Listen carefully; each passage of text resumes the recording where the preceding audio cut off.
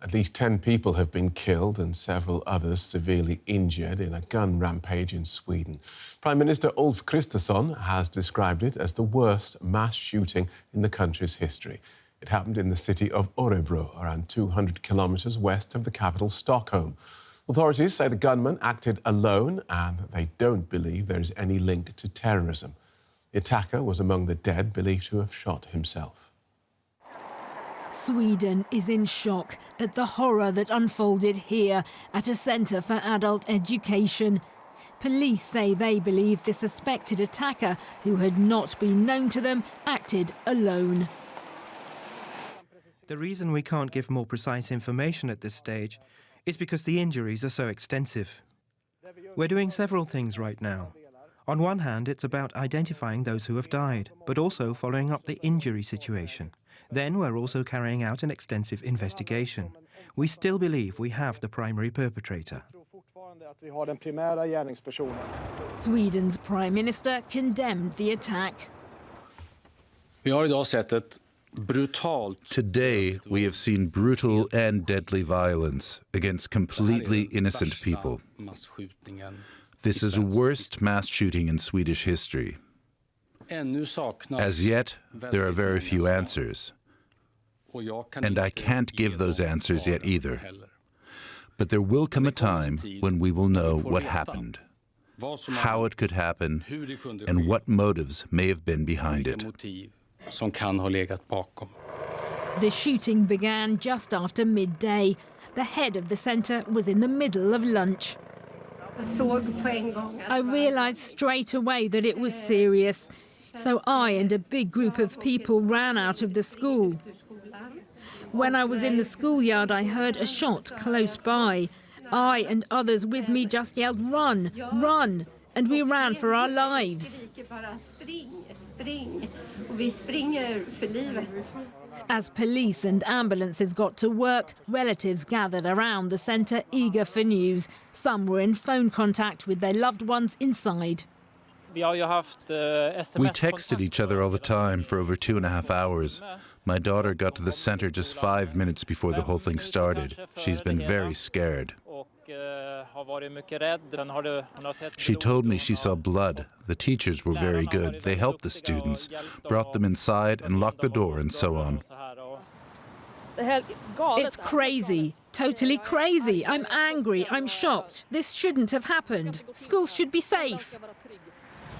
As police continue their investigations into the attacker's motives, they and the Prime Minister have asked the public not to speculate. James Savage is CEO and publisher of The Local Sweden. He joins us from Stockholm. Welcome, James. I guess a lot of people in Sweden are echoing the words we heard there from that lady. This should not happen. How is the country responding? Everybody is utterly shocked. This is something that's, as the Prime Minister was saying, this is something that has never happened in Sweden before. We've never seen an attack of this scale before in a school or similar. So this is something that really has taken people aback, and people are asking questions about how this could possibly happen in Sweden. Local media were talking about people being dead well before police issued any confirmation. Is this usual? What's behind this reticence from authorities? It seems to be the case that the police are prioritising two things. First of all is the integrity of their investigation and making sure that they caught all potential assailant before they went out with any information. And also they say that they were prioritising making sure that families were notified first. The police say the gunman is amongst the dead. What is known of him? So the police themselves are giving very little information out about the gunman, but according to media reports, he is thought to be 35 years old. He is from Örebro, the city where this attack took place. They also say, according to TV4, which is one of the main Swedish TV channels, it's also believed that he had a gun license and that he was wearing green clothes when he went into the school. But what the police are saying is that he was not previously known to them, and they don't believe that he was involved in Sweden's gang violence or indeed in terrorism. And and how did he meet his end? It's believed that he shot himself. Right. Okay. So, what happens now?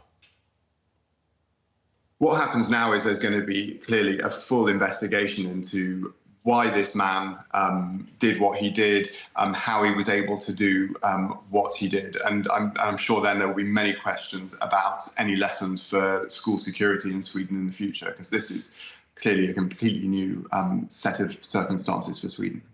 And tell us a bit about this adult education centre, please. So this is, it's converted from a former secondary school near the centre of Örebro, which is is Sweden's sixth largest city. It's also on a sort of campus with a couple of other schools. So right next to this school was a primary school on one side and a secondary school on the other side.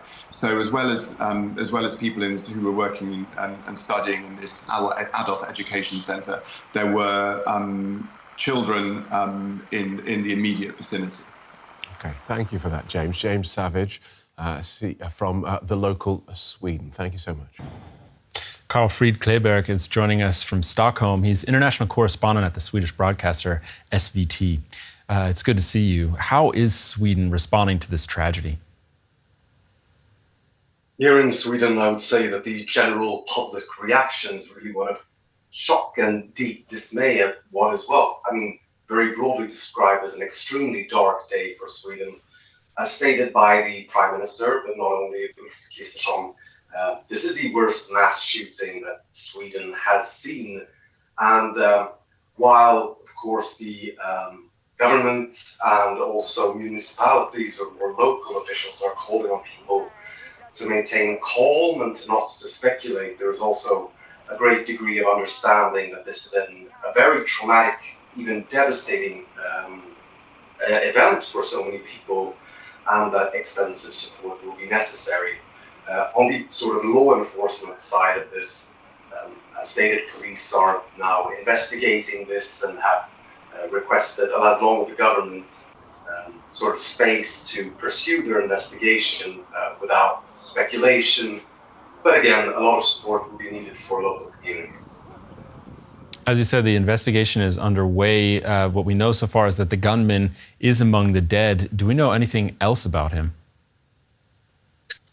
The man identified as the suspected attacker is described as a man in his mid-30s. Police have stated that they do believe that he's the one responsible, or the primarily responsible one, because although they are not at this stage excluding the possibility of further individuals being involved, they're saying that they believe that this is the main attacker and that there are no sort of further threats towards schools or anything similar at this phase. Police have stated that this man is not previously known to law enforcement, not convicted of any crimes. They have also said that there are no suspected connections to gang violence, for instance, which has come up sort of as a top of mind category of violent crime in Sweden recently. And there are also no suspected terror motives, as stated. But this is sort of part of this, that in fact the big question, of course, is the one of motives. And at that point, the police have not stated any suspicions as of yet. And how common are mass shootings in Sweden, if you could let us know briefly? Uncommon, I mean, it has happened, but relatively uncommon. We have seen over the last, 10 years, attacks in schools, but generally this has not been these have not been shootings, but rather other types of violence. So this is a very, in itself, unusual event in Sweden, but not least, of course, then because of the amount of casualties, as already stated by the police and officials. Okay.